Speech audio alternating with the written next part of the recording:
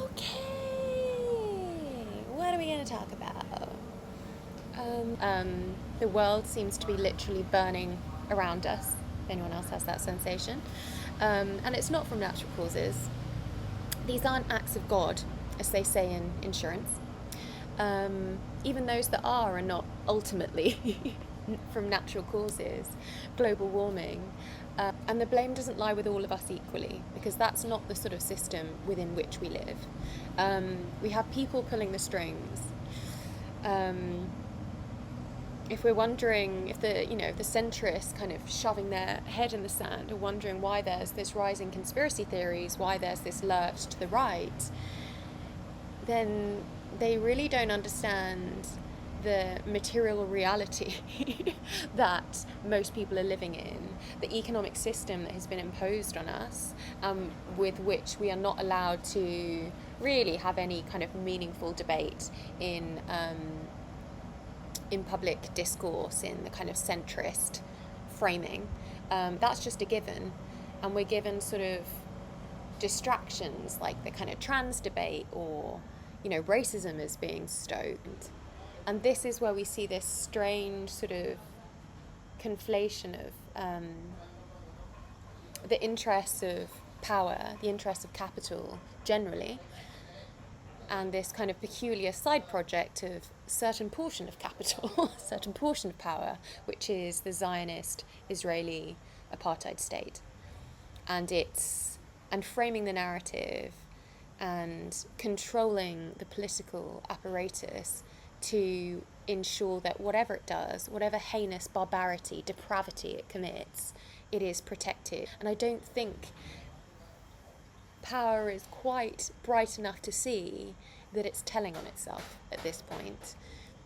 Large swathes of the population who can see the suffering of Palestinians, and then can see the media framing, and are struggling to piece the two together in any way that doesn't end up with us thinking we have a wholly corrupted media, corrupted by special interests. And how the fuck has that happened? So we have power conducting live, televised genocide and institutional torture, raising 80% of Gaza to the ground, blocking medical supplies. Israel now dotted with torture camps. 7,000, I think, abducted and held without trial, tortured, subject to arbitrary violence, unspeakable sexual torture, torturing to death, releasing prisoners as broken shells, fixed terror in their eyes. Naturally, the vast bulk of this does not hit the mainstream news, and the algorithm is doing everything it can to, whilst maintaining the illusion of some sort of freedom, heavily suppressing, and I hesitate to use pro-Palestinian, it's just pro-humanity, freedom, pro-truth content. So the vast bulk of this is not hitting the mainstream news. The bulk of the West, the people, are being insulated from the scale and the barbarity, indeed the evil, the depravity of the Israeli state and occupation forces as they mercilessly slaughter, bombard, starve, blockade, torture a stateless people whose land they have stolen, and who this slither of prime oceanfront real estate they're wanting to take as well. But Israel has long been in this kind of strange position of needing to co-opt land, ethnically cleanse, but seeking to paint themselves as the victim and only doing all this aggression, all this violence in self-defense. Like the level of sort of propaganda and dehumanization of Palestinians, it starts fucking young. They do not see them as people. And I think there was a Holocaust survivor sort of saying the level of kind of hatred and dehumanization of Palestinians far surpasses anything that existed towards Jews preceding the Holocaust. The vast bulk of all this is not hitting the mainstream news. They just pick and select what they want to run with And their agenda, it's kind of plain for anyone to see, who is watching the reality of what's happening in Palestine, the utter one-dimensionality, the complete lack of complexity in the attribution of blame and moral failing. So mainstream media are just backing off. They're just like, we'll just let this rumble on. It's just like a war now. We'll just de-emphasize it. It's unfortunate. It's kind of sad, but like 20 years ago when there was a war in Iraq or Afghanistan, we wouldn't see the kind of brutal reality, what that meant in terms of like human suffering and devastation. So even though one was against it, one could compartmentalize. The genie's out of the bag. With social media and the ability of anyone to film, with internet and that sort of global connectivity, the genie is out of the fucking bag and we can't go back in. Even so, the majority across the UK, Europe, poll after poll, since last year, late last year, 3 months into the war, the vast majority want this one-sided onslaught to end. They may not describe it as that because it has not been painted as such. And this is because most people are fundamentally decent people. They don't want to see arbitrary cruelty and suffering. They don't want to see millions of people starved, living in tents in blistering heat with no water to wash, subject to epidemics of disease, entirely preventable, starving, suffering, no education. The children in Gaza haven't been in school for a year. Life has just been completely upended. So Israel could go on this murderous, revenge-fueled, sadistic rampage of terror. Getting a little bit emotional. Anyway, one might think the surprising thing, if we think we live in democracies, is that despite the majority of the population wanting this to end, having done so for, a good 6 months now, on it rumbles regardless. As if the US were not the superpower with the ability to just kind of press a button, pick up a phone call and say, it ends now.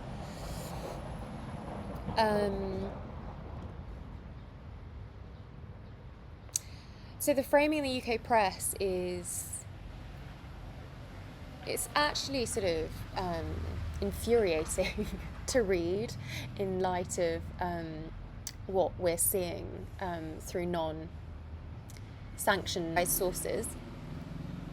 The framing in the UK press is euphemistic, diminishing, Israeli apologist, Zionist slanted. So some guards were reprimanded for having sex with a detainee. A disabled man who the IDF set attack dogs on, and whose last words were, oh God, it just makes me too upset to think about it, who is mauled to death, is merely left to die, a sort of lonely, sad, but passive, agentless death with no Israeli involvement. And the passive voice is beyond exhaustion, beyond any rationalising or defence. So 1,000 Israelis were barbarously murdered, raped, slaughtered, medieval savagery and beheadings and just a whole shitstorm of lies ran with gleefully in the UK, US press, German press, with no question. Yet bombs find Palestinians on the beach. Israel is eclipsed, out of frame, exculpated by the writer. Palestinians simply die. There is no agent, there is no doer, there is no murderer. Or perhaps they were killed. Mention of Palestinian deaths is a fraction of the thousands spilled following the Israelis killed on October 7th. Months later, it transpires the Israeli occupation forces were responsible for many, who knows how many, of the deaths and much of the burned out devastation on the kibbutzes, which they attributed to Hamas, terrorist, medieval militants, as they sought to kill anything that moved and prevent hostages being taken. This was the so-called Hannibal Directive. Denied. Of course, it was anti-Semitic to say any of this early on.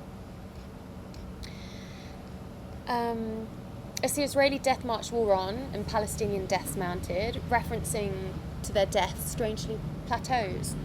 a tiny fraction, a small quiet yelp, not the hall of mirrors, the amplification that existed around the Israeli deaths.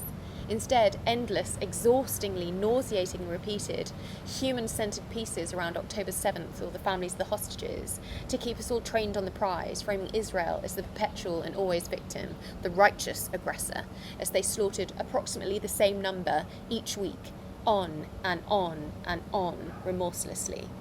We don't get the same tears, the same sort of hand-wringing, the same framing or emphasis or just discussion as Palestinians die. The current count is 40,000, but even this is manipulated. It's been determined by whom that we can only count deaths where the body is recognisable, not when missing under rubble, not when killed through the Israeli policy of mass starvation, bombing of hospitals. The true number of deaths is estimated to be from 90,000 to 200,000. There are 40,000 orphans in Palestine. They have barely functional hospitals. Without basic supplies, Israelis blockading them specifically, like pain relief, anaesthetic, the ability to sanitize. Infections are rife and deadly. Children are dying. But we're not hearing about this in the press. Only if you're in a certain segment of the social media universe.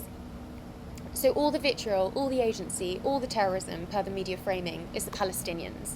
Israel merely defends, or more usually exists outside of conscious agency, simply the war machine, the decimation of people passively unfurls. There is no active doer, no one pressing the button, just automatically generated AI targets. The Palestinians are really almost killing themselves.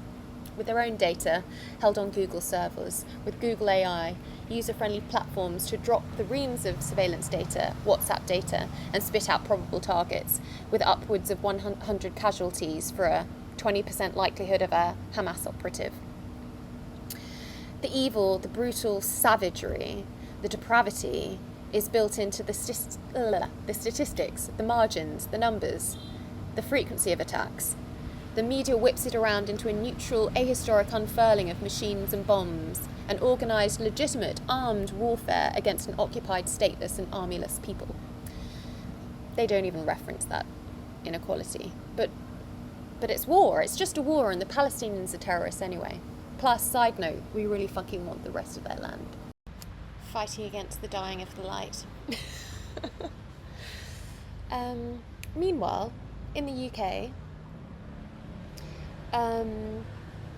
just as the UK government, Labour, after keeping stum and towing the line prior to the election, not just on Israel, but also about making any kind of hints or movements around the economic system, just as they start to make some small reorientations, some small moves that indicate they will not continue with the kind of unmitigated support and provide, immunity for the Israeli kind of ongoing slaughter. Strangely, literally days following the last announcement that UK defence exports to Israel were being halted and reviewed, I think it was 3 days afterwards, we suddenly have far-right riots breaking out nationally. Anti-Muslim riots. A lot of these groups have naturally been linked to the kind of far-right Zionist movement that has not been referenced in the UK press. Motivated and coordinated by social media misinformation, amplification, a meltdown of civil law and order on British streets. So how is this all linked? It's like a bewildering array of just toxic stuff happening. And I think we need to kind of bring it back to some kind of simple truths. We live in a world patched together with stories of decency, human rights, doing the decent thing, being principled, abiding by the rule of law, undergirded with a notion of free and fair markets, a free and fair world, really, a rationalisable, decent ordering of things.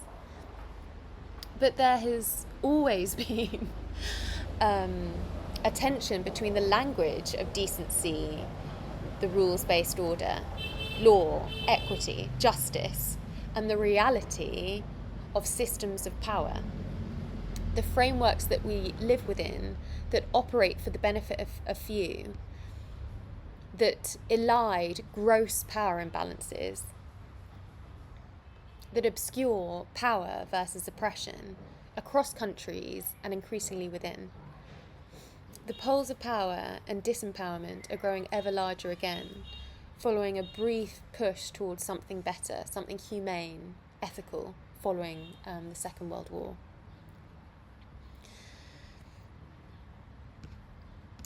Ultimately, there are two impulses in politics, in the public arena, even in our personal calculations. Do we seek to do what is right, what is good, for the public good, for the greater good, kind of little used term now, for humanity, for planet, for all of us, not sacrificing ourselves necessarily, but looking after everyone's interests?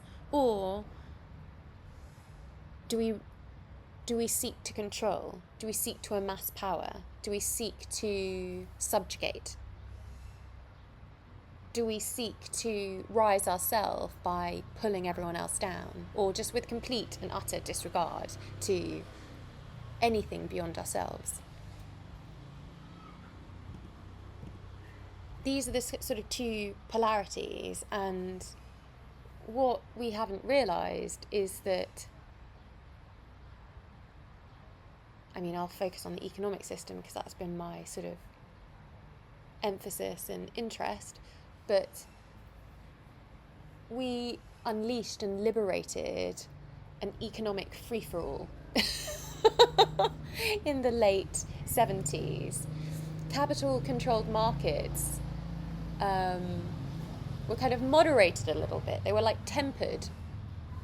Some of the growth, some of the benefits were harnessed for raising everyone up, and indeed the entire economy became more productive as a result. It's a win-win kind of scenario to invest in education, invest in health, invest in people, invest in affordable homes. But since the kind of late 70s, 80s, we've implemented an economic kind of ideology has spread and become the kind of dominant, unquestionable paradigm. And this ideology is capital-controlled markets and capital liberated from any restraint, from any social democratic imperative, for any concern for the social good. We're all liberated to work in our self-interest, but if you have gross power imbalances within the world, within a market, then you're merely emboldening power.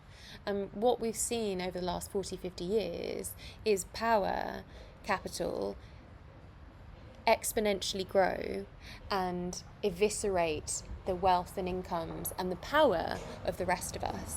And we're starting to see how far the rot has set in, not just in the economic sphere. Most of us are aware of the ungodly amounts of wealth from market power being co-opted by a few men, a few thousand.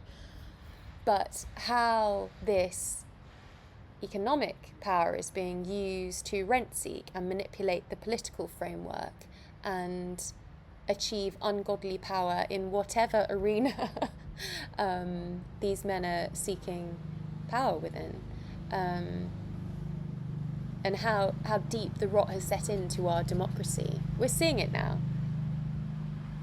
We're seeing it because governments left to right, across the board, across the West, are standing solidly by Israel as it commits egregious crimes against humanity daily.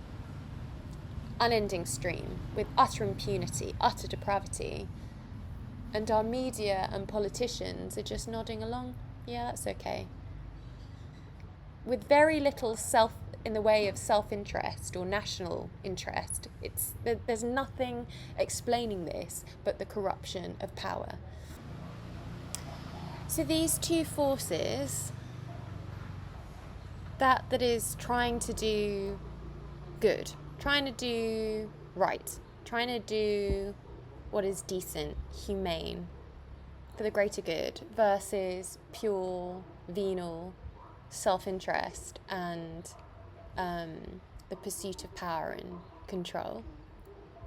These two forces have been battling it out almost behind the scenes, utterly unmatched across countries and increasingly utterly unmatched within. All the power and riches have been co-opted by a few, in service to the few, with no safeguards, no controls, no mandate to consider anyone else. So when we look at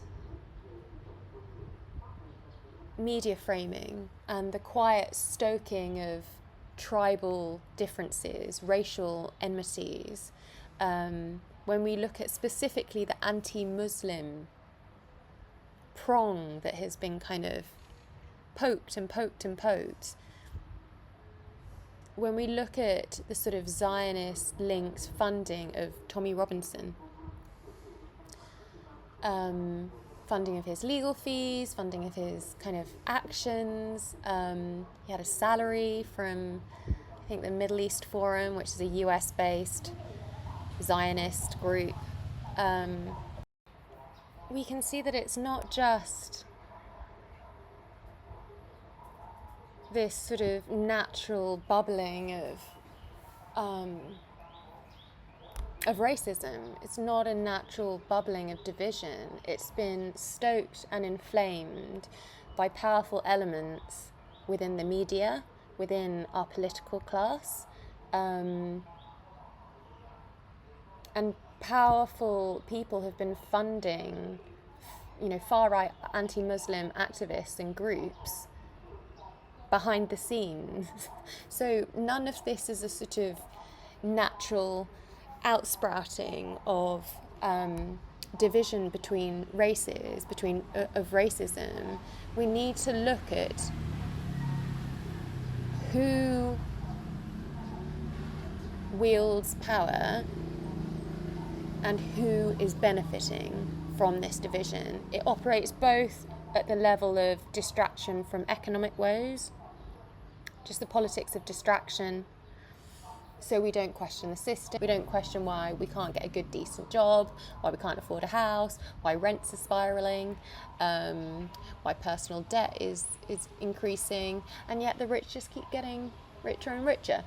Distracted entirely from that because you want to blame the immigrant, don't you? Or the Muslim, or the black guy down the street. We need to start thinking more critically and particularly reading and consuming mainstream media really fucking critically. What's the Zionist slant? Point fucking one. And what's the capital slant? How is this exculpating and normalising this system? So what I'm interested in is how on earth we are watching what is happening to human beings, to children, to mothers, grandparents, medics, journalists, how an entire people is being terrorised, their homeland laid to waste, and our political class is penalising peace protesters. The full force of the state is being leveraged and threatened against mild-mannered students advocating for peace, humanity. Why the earth is literally on fire, and we are imprisoning dissent, imprisoning for Zoom calls, for plans to disrupt motorists as the world burns. Why have our politicians been co-opted to work not in our best interests, not for humanity, not for peace, not for a habitable earth? How have powerful vested interests managed to co-opt such power and wealth that they hold the dials, that we can't quite fathom or understand why our media and governments are behaving the way they are? What on earth has happened? Racism stoked to distract from a system where all power and vast wealth is being siphoned off from the rest of humanity to service the wealth of the very richest globally. largely in the West, enabling them with a flick of a pen or a smartphone screen to buy an election, to shut down an opponent, to co-opt, to create the platform of options that we get to vote on. The racial stoking is at the margins, banned by segments of the right, polite society. Stoking to what end? Why? Because the wheels are falling off the bus of this system in the West and globally. We are rearing up against the wall. There are no more claims this is working in all of our interests, or for most of us, most of the time. This is a power system, a free-for-all for capital to organise us all in their interests. As disenfranchisement, disaffection rises, to avoid landing on the real culprit, the powerful, the rich, those making off with the loot, beyond an incredibly pervasive architecture of narrative control, we're going to need a scapegoat. Someone that we can put beneath us and attribute all our woes. The immigrant, Muslims, black people, and the other. Our inability to afford rent, afford food, scaling inflation, stagnating wages, real-term falls in wages over the last 40 years, the inability to find decent, stable jobs in this self-eviscerating, self-degenerating system of extraction. The proponents and apologists of this system, getting some crumbs from the top, are looking for a fall guy. The fall guy is the immigrant. The fall guy is the other. Israel is a parallel but related effort to control and manipulate the narrative, our sense of reality. And well-funded Zionists have sought to direct much of this disaffection specifically to Muslims. The creation of the Islamist threat, the threat of an Islamist world takeover. So none of this is organic. The root is a rotten system of power, amassing as if by osmosis a natural function of the system, because it is, and the creation of architectures of framing to rationalise and palliate us. And when the glaring inconsistencies breach the bounds of public consciousness in the West, in the East, in our pretended sort of democracies, more extreme tactics, a fall guy, a full group needs to be cultivated, stoked. A dose of fascism to prop up the power structure. Once discontent breaches democracy's bounds, once the system outgrows, deforms democracies, once we can no longer play the old game. Fascism to protect power, wealth and control. Much as racism was stoked in the US to rationalise the enslavement of millions and millions of men, women and children for generations, much as this racist hierarchy was exploited thereafter to palliate the poor whites in a playing field growing ever more unequal until the earlier 20th century. Race is a card played for power, by power, and the poor sops that pick up on it tend to be the most vulnerable to someone to punch down on. This is not to remove all blame. Although history has taught us economic precarity, economic subjugation, a la the Germans following World War I, precipitate lurches to extremes, to someone offering relief, a solution, thus the unpayable reparations inflicted as punishment on Germany created in a few short years the Nazi regime, the rise of Hitler, the root of almost all evil or horror, obscenity, depravity, is an extreme difference in power and those willing to abuse it. And it is a fact, although I struggle to find meaningful research theorising on kind of rates of prevalence, we know that sociopath exists in some significant numbers in society. If you create a system of power and subordination, those who are least deserving of positions of power will seek it and leverage it to co-opt more. And in fact, that is precisely the nature of the system we have established, a system where self-interest without constraint is the operating model, the only legitimate motivating force, thereby naturally, in a competitive model where power naturally accumulates because of the function of economies of scale and manipulating market power, this forces a race to the bottom in terms of ethics, red lines, and broadly considered decision-making in private organisations. Instead, everything in our universe has become contorted, mandated to be purely, venally, in the best interests of the very richest. The solution to this, because I do believe most people are good on the whole, en masse, if not riled and manipulated and prodded to believe a distorted reality, the solution is broadly diffuse power, maximising the circumference for all of our freedom, liberating all of us, truly, with safeguards on the amassing of any significant private wealth and power beyond democratically agreed thresholds, model of social and productive organisation that do not grant perpetual control to those who upfronted some cash. The capital model. New models of ownership, evolved models, reworking the notion of a perpetual capital state based on people that have money now, and then just expanding and growing on that power in the future. Anyway, I've written so much on this and I'm just speaking offhand and I feel like there's very little here, but perhaps some of this is like planting a seed and then maybe I can go into more detail, fleshing out the whys and wherefores.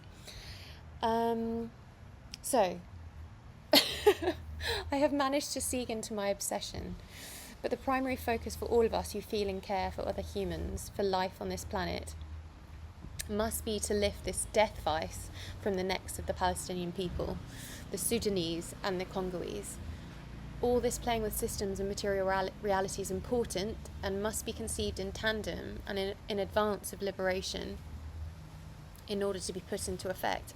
But the devastating, brutal face of abject power and abject oppression must be our priority. Free Palestine.